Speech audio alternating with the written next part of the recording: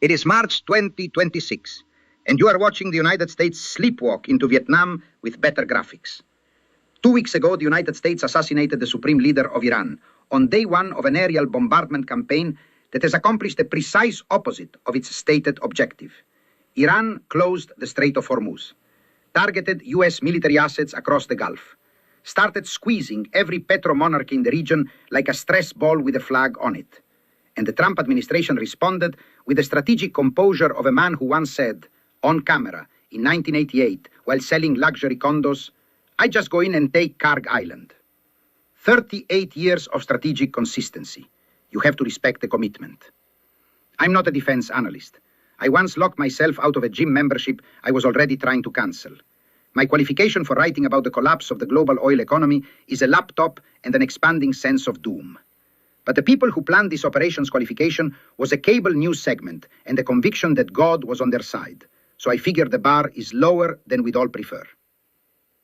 $250,000 for a window seat. When Iranian missiles hit Dubai, the airport shut down. Expatriates were offering $250,000 for a seat on any plane going anywhere. The roads to Oman were gridlocked within hours. 90% of Dubai's population are foreigners. Workers, financiers, influencers, crypto bros who relocated because it was safe, tax-free, and the brunch scene was immaculate. They have zero patriotic attachment to the emirate. They came for the brand. And the brand now just got hit by a ballistic missile. They're not coming back. If you're a wealthy European with a family and a portfolio, you are not relocating to a city that sits within drone range of a country that has just demonstrated both the capability and the enthusiasm. You move to Singapore. You open a boring bank account in Zurich and never think about Dubai again. You can rebuild a glass tower in 18 months. You cannot rebuild the illusion that it was safe to stand inside one. The Strait of Hormuz is technically open. The way your gym is technically open after it catches fire. The door works, the building doesn't. Ships are moving, the ones Iran has decided it likes. Everyone else is circling the Gulf of Oman like a delivery truck that can't find the address. 20% of the world's oil supply is now subject to a vibe check from Tehran. Iran didn't blockade the strait. A blockade would be dramatic, binary, something you could put on a CNN chyron. What Iran did was quieter and worse. It turned the most important shipping lane on earth into a customer service line and put itself on hold music. The Gulf states signed up for American protection 60 years ago. Free to join, impossible to leave. And the fine print says the provider reserves the right to change terms at any time, including the term where your country continues to exist. The protection is what's killing them. And that's not a bug. That's the business model. I'm just a guy reading the news, but even I can do this math. An Iranian Shahed drone costs between $35,000 and $50,000. It fits on a truck. Iran builds roughly 500 of them per day. Against this, the Americans field Patriot and FAD systems. Each interceptor costs $1 to $3 million. You often need 2 or 3 shots per incoming drone. So the exchange rate is $2 to $3 million to neutralize $50,000 of plywood and spite. The entire American missile defense architecture in the Gulf is a subscription that was designed to look expensive enough to prevent the war it can't actually win. Because the Gulf states are flat, featureless desert. Every refinery, every airport, every desalination plant sitting in the open like a miniature on a war game table. Iran, meanwhile, sits behind the Zagros Mountains. 1,500 kilometers of folded rock and tunnels that have been swallowing invading armies since Alexander the Great had the bright idea to try. Fast forward to 2026. Persia against the Gulf states. One side is a fortress, the other is a screensaver. When the Houthis, a militia in sandals, fought the world's most powerful navy to a standstill, the navy eventually just left. Nobody talks about Operation Prosperity Guardian anymore. Only Iran noticed. And Iran is considerably better armed than the Houthis, which is not a sentence anyone at the Pentagon seems to have read aloud in a meeting. But what happens in the Gulf doesn't stay in the Gulf. Here's why any of this matters to someone in Milwaukee. The US dollar is not backed by gold. It is not backed by GDP. It is backed by a single structural fact. If you want to buy oil, you need dollars. That's the subscription model. The whole world pays it. Not because the product is good, because the product is mandatory. Gulf oil revenues flow back into American financial markets, treasuries, equities, real estate. Sovereign wealth funds have been inflating Wall Street like a pension scheme with an oil well attached. Oil goes out, dollars come in. Dollars flow back to Wall Street. Wall Street declares itself a genius. The system requires every component running simultaneously. Now watch what happens when you pull the plug. Iran hits Gulf energy infrastructure. Oil production stops.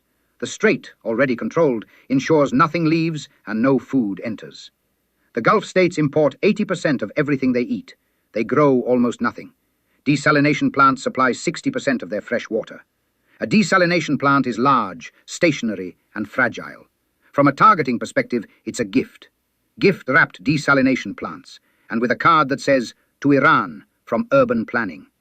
Expatriates flee, economies collapse. No oil out means no dollars in. The sovereign wealth funds don't just stop buying, they liquidate. Every Gulf fund manager performs the same calculation simultaneously. Convert to cash, move to Singapore, update LinkedIn. Wall Street, deprived of its largest foreign IV drip, crashes. And because the modern American economy is built on asset prices and financial engineering, a market crash isn't a correction. It's a heart attack. The chain, in full. A $50,000 drone hits a desalination plant. A city runs out of water. The foreigners flee. The oil stops. The dollar stops. Wall Street collapses. And the American empire discovers, with the sudden clarity of a man who has just looked down in a cartoon, that its foundations were made of sand, both literally and figuratively. The United States bombed Karg Island to strangle Iran's revenue and collapse the regime. Iran's response was the strategic equivalent of a mirror. If our oil infrastructure burns, yours does too. The sword swung at Tehran and landed in Riyadh. But the part that should keep you up at night isn't the oil. It's the sun. Mujtaba Khamenei now sits in his father's chair. His father's house was incinerated mid-negotiation. His family was killed by American munitions. His power base is the Revolutionary Guard, the institution that has spent 30 years building the tunnels, the drones, and the missile batteries that are currently making the U.S. Navy's life very difficult. His father maintained a fatwa declaring nuclear weapons forbidden. I wrote about this 2 weeks ago, and the argument hasn't changed. The United States killed the one man whose religious authority was the reason Iran didn't have a bomb. The son has his father's title. The son does not have his father's restraint. And every government on earth just received the same lesson, written in the rubble of a private residence in Tehran. Get a nuclear weapon, or this happens to you. If you wanted to engineer a nuclear-armed Iran in a laboratory, the protocol would be eliminate the one religious authority preventing it.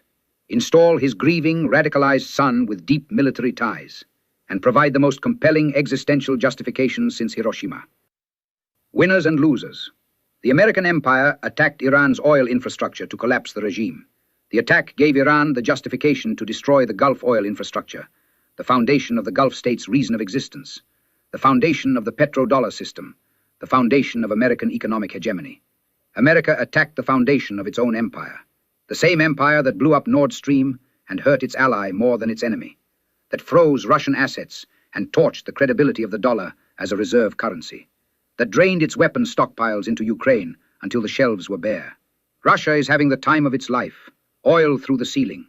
The EU quietly buying Russian Arctic gas again, because pragmatism beats principle when the heating bill arrives. Napoleon said, "Never interrupt your enemy when he's making a mistake." Putin isn't interrupting. He's pouring cognac.